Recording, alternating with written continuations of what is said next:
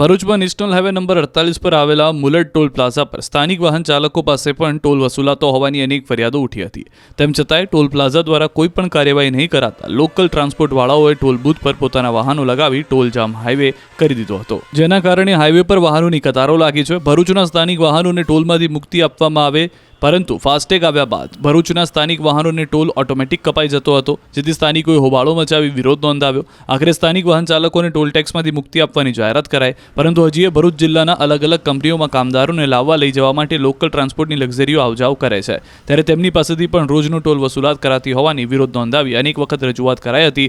તેમ છતાંય કોઈ નિરાકરણ નહીં આવતા આજ રોજ ટ્રાન્સપોર્ટના સંચાલકોએ મુલટ ટોલ પ્લાઝા પર પોતાની લક્ઝરી વાહનો લગાવી દીધા.